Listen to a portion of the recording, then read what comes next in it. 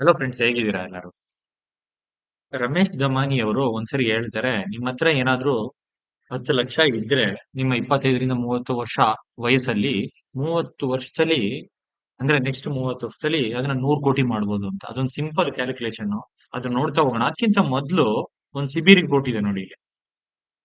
According to SEBI, retail traders ಅಂದ್ರೆ ನಮ್ಮಂತ common ಮ್ಯಾನ್ಗಳು ಆಪ್ಷನ್ ನಿಫ್ಟಿ, ಬ್ಯಾಂಕ್ ನಿಫ್ಟಿ, ಆಮೇಲೆ ಸ್ಟಾಕ್ ಆಪ್ಷನ್ ಟ್ರೇಡಿಂಗ್ ಮಾಡ್ತಾರಲ್ಲ, ಅದರಲ್ಲಿ 93% ಜನ ನಷ್ಟ ಹೊಂದುತ್ತಾರೆ. ಅಂದ್ರೆ ಲಾಸ್ ಆಗ್ತಿದೆ ಅವ್ರಿಗೆಲ್ಲರಿಗೂ. ಇದು ಬಂದು 2022ರಲ್ಲಿ 89% ಇತ್ತು. ಇದು 2024ರಲ್ಲಿ 91% ಆಗಿದೆ. 2024ರಲ್ಲಿ 73 ಲಕ್ಷಕ್ಕಿಂತ ಜನ, ಒಬ್ಬೊಬ್ರು 1,20,000ಕ್ಕಿಂತ ಜಾಸ್ತಿ ಲಾಸ್ ಅನ್ನ ಅನುಭವಿಸಿದ್ದಾರೆ. ಅಂದ್ರೆ ಒಬ್ಬೊಬ್ಬರ ಹತ್ರನೂ ಅರೌಂಡ್ 1,20,000 ಲಾಸ್ ಆಗಿದೆ. ಅದು ಇನ್ಕ್ಲೂಡಿಂಗ್ ಚಾರ್ಜಸ್. ಚಾರ್ಜಸ್ ಗೊತ್ತಲ್ವಾ? ಒಂದು ಟ್ರೇಡ್ ಮಾಡಿದ್ರೆ 20 ರೂಪಾಯಿ ಅಂತೀವಿ, ಒಂದು ಬೈ ಸೆಲ್ ಮಾಡಿದ್ರೆ 40 ರೂಪಾಯಿ ಆಗುತ್ತೆ. ಇದೇ ತರ ಈ ಚಾರ್ಜಸ್ ಅಂತೂ ಸಾವಿರಾರು ರೂಪಾಯಿ ಹೋಗುತ್ತೆ. ಇದರಿಂದಾನೇ ಝೀರೋದ ನೋಡ್ಬೋದು ಇವತ್ತು ಮಲ್ಟಿ ಬಿಲಿಯನ್ ಕಂಪನಿ. ಬರೀ ನಾವು ಒಂದು ಟ್ರೇಡಿಗೆ 40 ರೂಪಾಯಿ ಚಾರ್ಜ್ ಆಗುತ್ತೆ. ಇದರಿಂದ ಎಷ್ಟು ಎಷ್ಟು ಪ್ರಾಫಿಟ್ ಆಗಿ ಅವ್ರು ಮಲ್ಟಿ ಬಿಲಿಯನ್ ಕಂಪನಿ ಆಗಿರ್ಬೋದು ನೋಡಿ. ಅದಲ್ಲದೆ ನೀವು ಈ 93% ಬಿಟ್ಟು ಇಲ್ಲಿ 7.2% ಜನ ಯಾರು ಎಫ್ ಅಂಡ್ ಅಲ್ಲಿ ಪ್ರಾಫಿಟ್ ಮಾಡ್ತಿದಾರೋ, ಅದರಲ್ಲೂ ಕೂಡ 1% ಅಷ್ಟು ಜನ ಮಾತ್ರ 1 ಲಕ್ಷಕ್ಕಿಂತ ಜಾಸ್ತಿ ಪ್ರಾಫಿಟ್ ಮಾಡ್ತಿದ್ದಾರೆ. ಇದು 1 ಲಕ್ಷ ಅನ್ನೋದು ಒಂದಿನ ಒಂದ್ ತಿಂಗಳಲ್ಲ, ಒಂದು ವರ್ಷದಲ್ಲಿ 1% ಅಷ್ಟು ಜನ ಮಾತ್ರ 1 ಲಕ್ಷಕ್ಕಿಂತ ಜಾಸ್ತಿ ಪ್ರಾಫಿಟ್ ಮಾಡ್ತಿದ್ದಾರೆ. ಇವತ್ತು ನಾವು ಒಂದು ಸಿಂಪಲ್ ಸ್ಟ್ರಾಟಜಿಕಲ್ ಇದು ಆಪ್ಷನ್ ಟ್ರೇಡಿಂಗು ಏನೂ ಅಲ್ಲ, long term investment. Day trading ಅದೆಲ್ಲ ಇಂಟ್ರಾಡೇ ಅದೇನೂ ಅಲ್ಲ. ಇದೊಂಥರ long term investment. Simple simple rule. ಅದಕ್ಕೋಸ್ಕರ ಒಂದು 4-5 ಸ್ಟೆಪ್ಸ್ ಮಾಡಿ ನೋಡಿ ಇಲ್ಲಿ. ಏನು ಅಂದ್ರೆ ನಾವು ಡೈಲಿ ಹೋಗ್ಬೇಕು. ಎಲ್ಲಿ ಹೋಗ್ಬೇಕು? ಗೂಗಲ್ಗೆ ಹೋಗ್ಬೇಕು. ಗೂಗಲ್ ಅಲ್ಲಿ ಹೋಗಿ ಇಲ್ಲಿ ನೋಡಿ, ಇಲ್ಲಿ 52 ವೀಕ್ ಹೈ ಸ್ಟಾಕ್ಸ್ ಅಂತ ಹಾಕಿದ್ರೆ NSE ಒಂದು ಲಿಸ್ಟ್ ಬಂದ್ಬಿಡುತ್ತೆ ನೋಡಿ ಇಲ್ಲಿ. ಇವತ್ತು ಯಾವ್ದೇ 52 ವೀಕ್ ಹೈ ಅಲ್ಲಿ ಸ್ಟಾಕ್ಸ್ ಇದೆ ಅನ್ಬಿಟ್ಟು ಒಂದು ಲಿಸ್ಟ್ ಪೂರ್ತಿ ಬಂದ್ಬಿಡುತ್ತೆ. ಇಲ್ಲಿ ಬಂದಾಯ್ತು. ನೆಕ್ಸ್ಟ್ ರೂಲ್ ಏನು ಅಂತ ಹೇಳಿದ್ರೆ, ಅದು NSE BSE ಎರಡರಲ್ಲೂ ಲಿಸ್ಟ್ ಆಗಿರ್ಬೇಕು. BSE ಸ್ಟಾಕ್ಸ್ ಸ್ವಲ್ಪ ವಾಲ್ಯೂಮ್, ಲಿಕ್ವಿಡಿಟಿ ಅದರೆಲ್ಲ ಪ್ರಾಬ್ಲಮ್ ಆಗುತ್ತೆ. NSE BSE ಇದ್ರೆ ಸ್ವಲ್ಪ ನಂಬಿಕೆ ಜಾಸ್ತಿ ಬರುತ್ತೆ. ಆಮೇಲೆ ಮಾರ್ಕೆಟ್ ಕ್ಯಾಪ್ 500 ಕೋಟಿಗಿಂತ ಜಾಸ್ತಿ ಇರಬೇಕು. ಅಂದ್ರೆ ಮಾರ್ಕೆಟ್ ಕ್ಯಾಪ್ ಅಂದ್ರೆ number of shares into share price, ಇದನ್ನ ಸೇರಿದ್ರೆ ಮಾರ್ಕೆಟ್ ಕ್ಯಾಪ್ ಅಂತ ಕರೀತಾರೆ. ಇದು 5,000 ಕೋಟಿಗಿಂತ ಜಾಸ್ತಿ ಇದ್ರೆ ಒಂದು ಒಳ್ಳೆ ಕಂಪನಿ ಅಂತ ಹೇಳ್ಬೋದು. ಆಮೇಲೆ FII DI ಹೋಲ್ಡಿಂಗ್ ಇದೇನು ಅಂದ್ರೆ ಮ್ಯೂಚುವಲ್ ಫಂಡ್, ಆಮೇಲೆ ಫಾರಿನ್ ಇನ್ವೆಸ್ಟ್ಮೆಂಟ್ಸ್ ಎಲ್ಲ ಇರುತ್ತಲ್ಲ, ಅದನ್ನ ಸ್ವಲ್ಪ ಜಾಸ್ತಿ ಇದ್ರೆ ನಮ್ಗೆ ಒಂದು ಗ್ಯಾರಂಟಿ ಬರುತ್ತೆ. ಅವರಲ್ಲೇ ಇನ್ವೆಸ್ಟ್ ಮಾಡಿದರೆ ಒಂದ್ ಸ್ವಲ್ಪ ಕಂಪ್ನಿ ನಂಬೋದು ಅನ್ನೋ ಒಂದು ಗ್ಯಾರಂಟಿ ಬರುತ್ತೆ. ಇದನ್ನೆಲ್ಲ ನಾವ್ ಎಲ್ಲಿ ನೋಡ್ಬೋದು ಅಂತ ಹೇಳಿದ್ರೆ, 52 ವೀಕ್ ಹೈ ನ ಮಾತ್ರ ನಾವು NSE ವೆಬ್ಸೈಟ್ ಅಲ್ಲೇ ಹೋಗಿ ನೋಡ್ಬೋದು. ಇನ್ ಮಿಕ್ಕಿದ್ದು NSE BSE 500 crore FII and DI holding ನ ಇಲ್ಲಿ ಸ್ಕ್ರೀನರ್ ಅಂತ ವೆಬ್ಸೈಟ್ ಇದೆ ನೋಡಿ ಇಲ್ಲಿ. ಇದೆಲ್ಲಿ ಗೂಗಲ್ ಅಲ್ಲಿ ಹೋಗಿ ಸ್ಕ್ರೀನರ್ ಅಂತ ಹಾಕಿದ್ರೆ ಬರುತ್ತೆ. ಇಲ್ಲಿ ನಿಮ್ಗೆ ಯಾವುದೇ ಕಂಪನಿ ಬೇಕು ಅಂದ್ರೆ, ಈಗ ಟಾಟಾ ಮೋಟಾರ್ಸ್ ಹಾಕೋಣ ನೋಡಿ ಇಲ್ಲಿ. ಟಾಟಾ ಮೋಟಾರ್ಸ್ ನೋಡಿ ಇಲ್ಲಿ NSE BSE ಎರಡರಲ್ಲೂ ಲಿಸ್ಟ್ ಆಗಿದೆ. ಮಾರ್ಕೆಟ್ ಕ್ಯಾಪ್ 5,000 ಕೋಟಿಗಿಂತ ಜಾಸ್ತಿ ಇದೆ. ಆಮೇಲೆ ಲಾಸ್ಟ್ ಅಲ್ಲಿ ಬಂದ್ರೆ ಇದೆಲ್ಲಾ ಡೀಟೇಲ್ಸ್ ಸಿಗುತ್ತೆ ನಿಮ್ಗೆ. ಏನೇನ್ ಕಂಪ್ನಿ ಪ್ರೊಫೈಲ್ ಏನೇನಿದೆ, PE ಎಷ್ಟಿದೆ, ಬುಕ್ ವ್ಯಾಲ್ಯೂ ಎಷ್ಟಿದೆ, ಸೇಲ್ಸ್ ಎಷ್ಟಿದೆ, ಎಲ್ಲಾ ಕೂಡ ಈ ವೆಬ್ಸೈಟ್ ಬಂದ್ರೆ ನಿಮ್ಗೆ ಆರಾಮಾಗಿ ಸಿಗುತ್ತೆ. ಇಲ್ಲಿ ಬಂದ್ರೆ ನೋಡಿ, ಲಾಸ್ಟ್ ಅಲ್ಲಿ ನಿಮಗೆ ಇಲ್ಲಿ ಪ್ರಮೋಟರ್ ಹೋಲ್ಡಿಂಗ್ ಎಷ್ಟಿದೆ. ಪ್ರಮೋಟರ್ ಹೋಲ್ಡಿಂಗ್ ತುಂಬಾ ಒಂದು 30 ರಿಂದ 40ಕ್ಕಿಂತ ಜಾಸ್ತಿ ಇದ್ರೆ ಪ್ರಮೋಟರ್ ಹೋಲ್ಡಿಂಗ್ ಇದೆ. ಆಮೇಲೆ FII DIs ಒಂದ್ ಸ್ವಲ್ಪ ಡೀಸೆಂಟ್ ಅಮೌಂಟ್ ಹೋಲ್ಡಿಂಗ್ ಇದ್ರೆ ಅದನ್ನ ನಾವು ಒಳ್ಳೆ ಕಂಪನಿ ಅಂತ ಹೇಳ್ಬೋದು. ಇದೆಲ್ಲ ಆದ್ಮೇಲೆ ಇಲ್ಲಿ ನಾವು ಟ್ರೇಡಿಂಗ್ ವ್ಯೂ ಬರೋಣ. ಟ್ರೇಡಿಂಗ್ ವ್ಯೂ ಗೊತ್ತಲ್ವಾ ಎಲ್ಲರಿಗೂ? ಇದೊಂದು ಫ್ರೀ ವೆಬ್ಸೈಟ್, ಆಮೇಲೆ ಫ್ರೀ ಆಪ್ ಕೂಡ ಇದೆ. ನೀವು ಇದನ್ನ ಆರಾಮಾಗಿ ಯೂಸ್ ಮಾಡ್ಬೋದು. ಇದರಲ್ಲಿ ನಾವು ಹೆಂಗೆ ನಾವು ಸ್ಟಾಕ್ ಸೆಲೆಕ್ಷನ್ ಮಾಡೋದು ಅಂತ ಗೊತ್ತಾಗೋಯ್ತು ಈಗ. ಏನಂದ್ರೆ 52 ವೀಕ್ ಹೈ ಅಲ್ಲಿ ಇರಬೇಕು, ಆಮೇಲೆ ಮಾರ್ಕೆಟ್ ಕ್ಯಾಪ್ 5,000 ಕೋಟಿಗಿಂತ ಜಾಸ್ತಿ ಇರಬೇಕು, NSE BSE ಎರಡರಲ್ಲೂ ಲಿಸ್ಟ್ ಆಗಿರ್ಬೇಕು, ಆಮೇಲೆ FII DI plus promote holding ತುಂಬಾ ಚೆನ್ನಾಗಿದ್ರೆ ಆ ಕಂಪ್ನಿ ಒಂದು ಒಳ್ಳೆ ಕಂಪ್ನಿ, ಡೀಸೆಂಟ್ ಕಂಪ್ನಿ, ನಂಬೋದು ಅಂತ ತಿಳ್ಕೊಬಹುದು.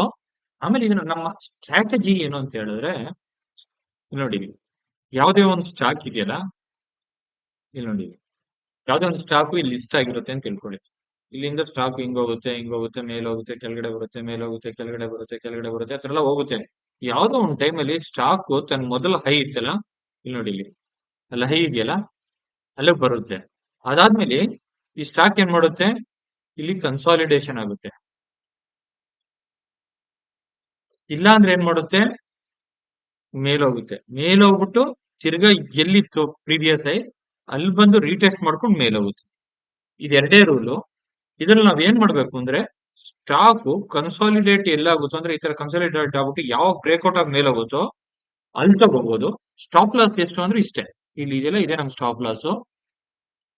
ನೆಕ್ಸ್ಟ್ ಇನ್ನೊಂದು ಸ್ಟ್ರಾಟಜಿಲಿ ಏನು ಅಂದ್ರೆ ಸ್ಟಾಕ್ ಮೇಲೆ ಹೋಗುತ್ತಲ್ಲ, ಮೇಲೆ ಹೋಗ್ಬಿಟ್ಟು ಕೆಳಗಡೆ ಬಂದ್ಬಿಟ್ಟು ಇಲ್ಲಿಂದ ರೀಟೆಸ್ಟ್ ಆಗಿ ಮೇಲೆ ಹೋಗುತ್ತಲ್ಲ, ಇಲ್ಲಿ ನಾವು ತಗೋಬಹುದು. ಸ್ಟಾಪ್ ಲಾಸ್ ಎಷ್ಟು ಅಂದ್ರೆ ಇಲ್ಲಿ ಇದೆಯಲ್ಲ, ಇದೆ ನಮ್ ಸ್ಟಾಪ್ ಲಾಸ್. ಇಲ್ಲೇನಿದೆ, ಇಲ್ಲಿ ಇಲ್ಲೊಂದು ಲೈನ್ ಹಾಕೊಂಡ್ರೆ ಇಲ್ಲಿಂದ ಒಂದು 5% ಕೆಳಗಡೆ ಹಾಕೊಂಡ್ರೆ ನಮ್ ಸ್ಟಾಪ್ ಲಾಸ್. ಇಷ್ಟೇ ನಮ್ ಸ್ಟಾಪ್ ಲಾಸ್.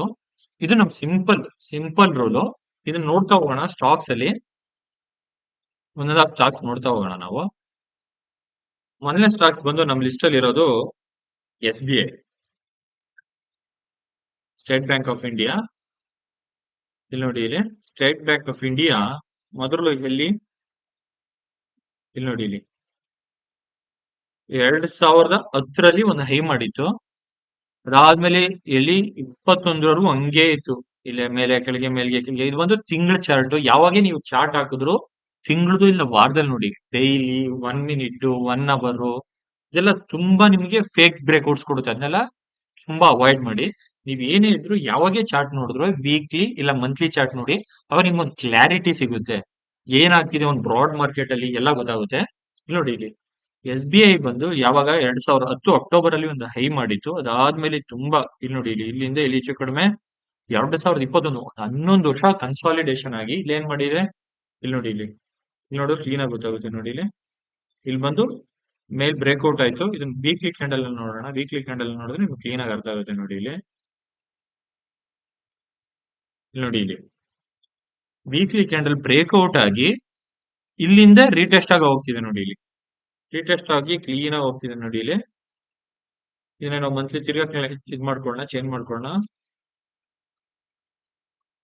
ಇಲ್ಲಿ ನೋಡಿ, ಇಲ್ಲಿ ಬಂದಾಗ ಏನಾಗಿದೆ, ಇಲ್ಲಿ ಬ್ರೇಕ್ಔಟ್ ಆಯ್ತು, ತಿರ್ಗಾ ಒಂದು ಡೋಜಿ ಬಂದಿದೆ. ಇಲ್ಲಿ ನೋಡಿ, ಇಲ್ಲಿ ಡೋಜಿ ಇದೇನು ಅಂದ್ರೆ ಕೆಳಗಡೆ ಹೋಗ್ ಬಿಡ್ತಿಲ್ಲ ಮಾರ್ಕೆಟ್ ನ ಬೈಯರ್ಸ್. ಇಲ್ಲಿ ತಗೊಂಡ್ಬಿಟ್ಟು ಮತ್ತೆ ನೋಡಿ ಇಲ್ಲಿಂದ ಎಲ್ಲಿಗೆ ತಗೊಂಡೋಗಿದ್ದಾರೆ. ನಮ್ ಸ್ಟಾಪ್ ಲಾಸ್ ಇಲ್ಲೊಂದು ಇಲ್ಲಿಗೆ ಹಾಕೊಂಡ್ರೆ ಎಷ್ಟು ಪ್ರಾಫಿಟ್ ಬಂದಿರುತ್ತೆ ನೋಡಿ. ಇಲ್ಲಿ ಎಷ್ಟಿತ್ತು ಸ್ಟಾಪ್, ಇದು ನಾವು ಬೈ ಮಾಡಿದ್ದು ಇಲ್ಲಿ ಅಂದ್ರೆ 353. ಸ್ಟಾಪ್ ಲಾಸ್ ಒಂದು 318, ಎಷ್ಟು ಒಂದು 34 ರೂಪಾಯಿ ಸ್ಟಾಪ್ ಲಾಸ್. ಅದೇ ಎಲ್ಲಿವರೆಗೂ ಹೋಗಿದೆ 900, ಅಂದ್ರೆ ಹೆಚ್ಚು ಕಡಿಮೆ 2 ಪಟ್ಟಾಗಿದೆ. ಅದೇ ತರ ಕೆಲವು ಸ್ಟಾಕ್ಸ್ ನಾವು ನೋಡ್ತಾ ಹೋಗೋಣ. ನೆಕ್ಸ್ಟ್ ಬಂದು NTPC ಚಾರ್ಟ್ ನೋಡೋಣ ಇವಾಗ. NTPC ಕೂಡ ನೋಡಿ, ಇಲ್ಲಿ 2007 ನವೆಂಬರ್ ಅಲ್ಲಿ ಒಂದು ಹೈ ಮಾಡಿತ್ತು. ಅದಾದ್ಮೇಲೆ ಸುಮ್ನೆ ಕನ್ಸಾಲಿಡೇಷನ್ ಮೇಲೆ ಕೆಳಗೆ ಹೋಯ್ತು. ಅದಾದ್ಮೇಲೆ ಇಲ್ಲಿ ಬಂದ್ ನೋಡಿ, ಇಲ್ಲಿ ಅಕ್ಟೋಬರ್ 2023ರಲ್ಲಿ ಬ್ರೇಕ್ಔಟ್ ಆಯ್ತು. ಬ್ರೇಕ್ಔಟ್ ಆದ್ಮೇಲೆ ಇಲ್ಲೂ ಒಂದು ಡೋಜಿ ಆಗಿದೆ ನೋಡಿ. ಇಲ್ಲಿ ಡೋಜಿ ಆಗಿ ಇಲ್ಲಿ ನೋಡಿ ಎಷ್ಟು ಚೆನ್ನಾಗಿ ಹೋಗಿದೆ ಮೇಲೆ. ನೀವೇನಾದ್ರೂ ಇಲ್ಲಿ ತಗೊಂಡಿದ್ರೆ ಹೆಚ್ಚು ಕಡಿಮೆ ಸ್ಟಾಪ್ ಲಾಸ್ ಎಷ್ಟಿಗೆ ನಿಮಗೆ 227. ಹೆಚ್ಚು ಕಡಿಮೆ ಇಲ್ಲಿಗೆ ಹಾಕೊಂಡ್ರು ನಿಮಗೆ ಒಂದು 30-40 ರೂಪಾಯಿ ಸ್ಟಾಪ್ ಲಾಸ್.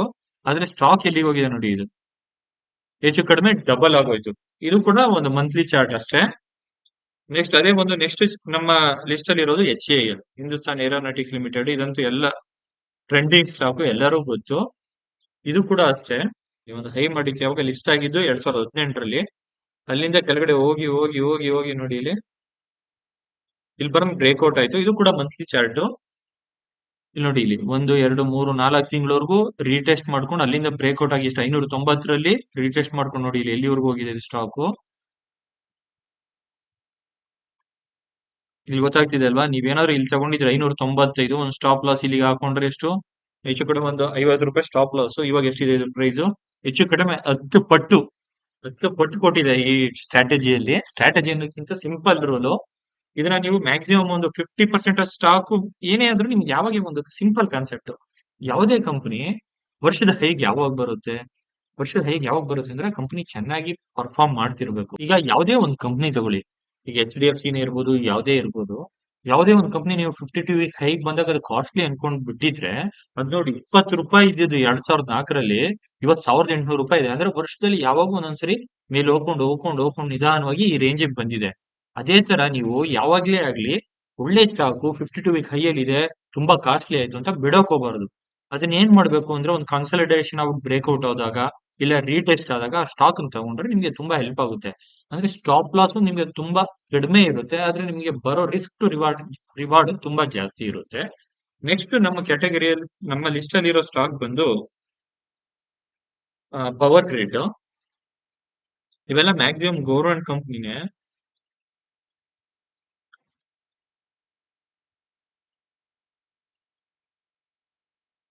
ಇದು ಕೂಡ ಅಷ್ಟೇ ನೋಡಿ ಇಲ್ಲಿ. ಈ ಕಂಪ್ನಿ ಲಿಸ್ಟ್ ಆಗಿದ್ದು ಯಾವಾಗ? 2008 ಲಿಸ್ಟ್ ಆಗಿತ್ತು. ಆವಾಗ ಒಂದು ಹೈ ಮಾಡಿತ್ತು ಇದು ಸ್ಟಾಕ್ ನೋಡಿ ಇಲ್ಲಿ. ಇಲ್ಲೊಂದ್ಸರಿ ಆ ಹೈ ಬಂದು ತಿರ್ಗಾ ಬ್ರೇಕ್ಔಟ್ ಆಗಿ ಇಲ್ಲಿ ನೋಡಿ ರೀಟೆಸ್ಟ್, ಇಲ್ಲಿ ನೋಡಿ ಬ್ರೇಕ್ಔಟ್ ಆಗಿದೆ. ಇಲ್ಲಿ ಬಂದು ಯಾವಾಗ 2020 ಬಂದು ಬ್ರೇಕ್ಔಟ್ ಆಗಿ ರೀಟೆಸ್ಟ್ ಆಗಿ ಎಲ್ಲಿ ಎಷ್ಟಿತ್ತು ಇವಾಗ? ಅದು ಸ್ಟ್ರೈಕ್ ಪ್ರೈಸ್ 88 ಇತ್ತು. ಇವಾಗ ಪ್ರೆಸೆಂಟ್ ಪ್ರೈಸ್ ನೋಡಿ ಎಲ್ಲಿವರೆಗೂ ಹೋಗಿತ್ತು ಅಂತ, 356. ಹೆಚ್ಚು ಕಡಿಮೆ ಒಂದು 4 ಪಟ್ಟು ಕೊಟ್ಟಿದೆ. ಅಂದ್ರೆ ಸ್ಟಾಪ್ ಲಾಸ್ ತುಂಬಾ ಚಿಕ್ಕದಿರುತ್ತೆ, ಆದ್ರೆ ನಿಮ್ಗೆ ರಿಸ್ಕ್ ಟು ರಿವಾರ್ಡ್ ತುಂಬಾ ತುಂಬಾ ಜಾಸ್ತಿ ಇರುತ್ತೆ. ನೆಕ್ಸ್ಟ್ ನಮ್ಮ ಇದ್ರಲ್ಲಿರೋದು ಝೊಮ್ಯಾಟೊ. ಝೊಮ್ಯಾಟೊ ಕೂಡ ಅಷ್ಟೇ. ಇದು ಬಂದು ಯಾಕೆಂದ್ರೆ ಇದು ತುಂಬಾ ಈಗ ರೀಸೆಂಟ್ ಆಗಿ ಲಿಸ್ಟ್ ಆಗಿತ್ತು, ಅದಕ್ಕೆ ಒಂದು ವೀಕ್ಲಿ ಚಾರ್ಟ್ ನೋಡೋಣ ಇದರದ್ದು. ಇಲ್ಲಿ ನೋಡಿ ಇಲ್ಲಿ, ಇದು ಅಷ್ಟೇ ಲಿಸ್ಟ್ ಎಲ್ಲ ಆಗಿತ್ತು. ಅವಾಗ ಒಂದು ಹೈ ಮಾಡಿತ್ತು ಇದು ಸ್ಟಾಕು. ನೋಡಿ ಇಲ್ಲಿ ಲಿಸ್ಟ್ ಹೈ ಮಾಡಿತ್ತು, ಅದಾದ್ಮೇಲೆ ಬ್ರೇಕ್ಔಟ್ ಆಯ್ತು. ಇಲ್ಲಿ ನೋಡಿ ಇಲ್ಲಿ ಬ್ರೇಕ್ಔಟ್ ಆಗಿ ಇಲ್ಲೊಂದು ಡೋಜಿ ಆಗಿದೆ ನೋಡಿ ಇಲ್ಲಿ. ಇಲ್ಲಿ ತಿರ್ಗಾ ಬಂದು ಇಲ್ಲಿಂದ ಇಲ್ಲಿ ಇದೆಷ್ಟಿತ್ತು? 150 ರೂಪಾಯಿಂದ 300 ರೂಪಾಯಿವರೆಗೂ ಹೋಗಿತ್ತು. ಒಂದು ಸ್ಟಾಪ್ ಲಾಸ್ ನೀವು ಎಲ್ಲಿಗೆ ಇಟ್ಕೊಂಡ್ರೆ ಒಂದು 140 ಹಾಕೊಂಡ್ರೆ ಒಂದು 5% ಸ್ಟಾಪ್ ಲಾಸ್ ಹೆಚ್ಚು ಕಡಿಮೆ ಡಬಲ್ ಆಗೋಯ್ತು ಒಂದು ವರ್ಷದಲ್ಲಿ. ಇದೇ ತರ ನೀವು ಯಾವುದೇ ಸ್ಟಾಕ್ಸ್ ತಗೊಂಡು 52 ವೀಕ್ ಇದ್ರೆ ನಿಮ್ಮದೊಂದು ಚಾರ್ಟ್ ಲಿಸ್ಟ್ ರೆಡಿ ಮಾಡ್ಕೊಂಡು, ಅದಾದ್ಮೇಲೆ ಅಲ್ಲಿ ಕನ್ಸಾಲಿಡೇಷನ್ ಆಗ್ತಿದ್ಯೋ ಇಲ್ಲ ಬ್ರೇಕ್ಔಟ್ ಆಗಿ ರೀಟೆಸ್ಟ್ ಆದ್ಮೇಲೆ ಅಲ್ಲೊಂದು ಡೋಜಿ ಫಾರ್ಮೇಶನ್, ಇಲ್ಲ ಅಂದ್ರೆ ಒಂದು ಪಾಸಿಟಿವ್ ಕ್ಯಾಂಡಲ್ ಬಂದ್ರೆ ನೀವು ಅಲ್ಲಿ ತಗೊಂಡು ಒಂದು ಸ್ಟಾಪ್ ಲಾಸ್ ಇಟ್ಕೊಂಡು ಬೈ ಮಾಡಿದ್ರೆ ತುಂಬಾ ತುಂಬಾ ನಿಮ್ಗೆ ರಿಸ್ಕ್ ಟು ರಿವಾರ್ಡ್ ತುಂಬಾ ತುಂಬಾ ಜಾಸ್ತಿ ಇರುತ್ತೆ. ನೆಕ್ಸ್ಟ್ ಇನ್ನೊಂದು ಸ್ಟಾಕ್ ಹೇಳ್ತೀನಿ ನೋಡಿ ಇಲ್ಲಿ. ಇದು ಒಂದು ಮಾರ್ಕ್ಸನ್.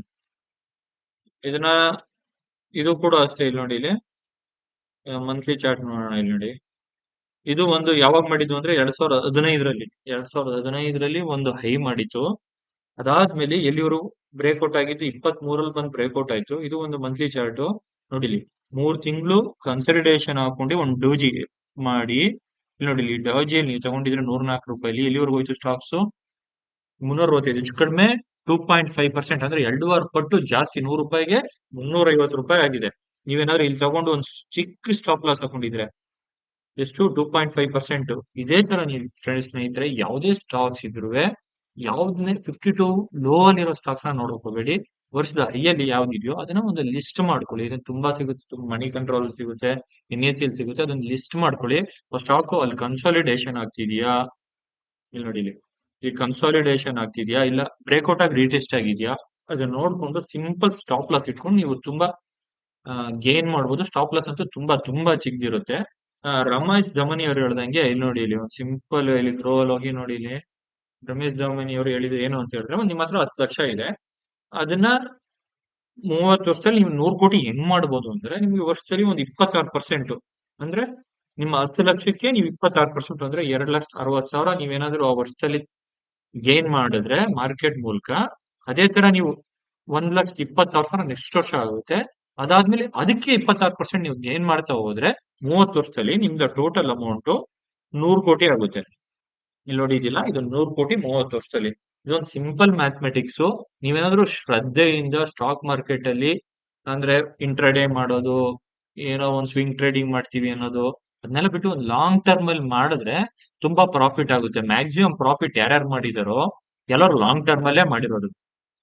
ಈ ವಿಡಿಯೋ ಏನಾದ್ರೂ ಇಷ್ಟ ಆಗಿದ್ರೆ ವಿಡಿಯೋ ಲೈಕ್ ಮಾಡಿ, ಶೇರ್ ಮಾಡಿ, ಸಬ್ಸ್ಕ್ರೈಬ್ ಮಾಡಿ. ಥ್ಯಾಂಕ್ ಯು ವೀಕ್ಷಕರೇ.